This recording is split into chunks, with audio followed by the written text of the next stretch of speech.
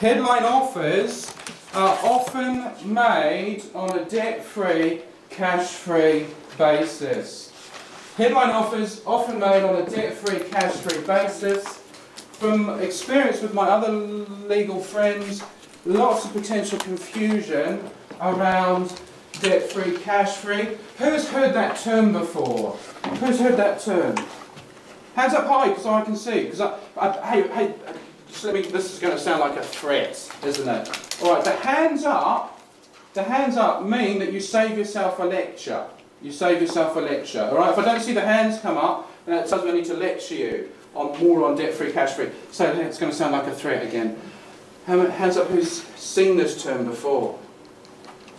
Okay, right at the back there, so I can't read the name tag and I'm losing my marbles.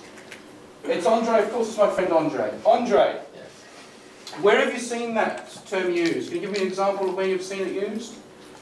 In the context of acquisition. What kind of document did you see it in? In binding offers. In a binding offer. So in an offer letter? Yeah.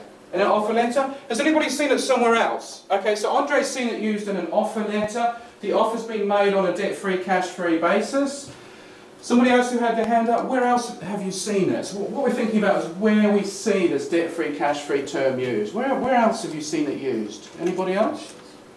Well, any documents that refer to the valuation of the company. So all through the process letter actually, right until the offer letter and the SPAs and everything. It could start early on. If we think about how the documentation unfolds in a transaction, maybe the starting point is the seller of a business putting together an information memorandum. You don't want the information memorandum lecture, do you? Hands up who's seen the knows what an information memorandum is. Yes, okay, we all know.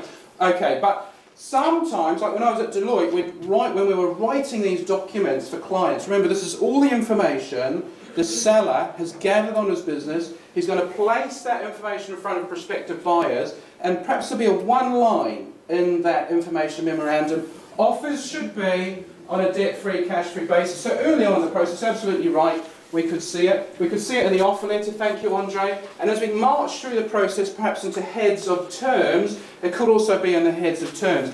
But at some stage, the poor lawyers, that's you, you've got the job of taking that offer letter or that heads of terms with the debt-free, cash-free offer in and saying to yourself, how does that debt-free, cash-free offer translate into the document that I'm writing? How does that debt-free, cash-free offer translate into the document I'm writing?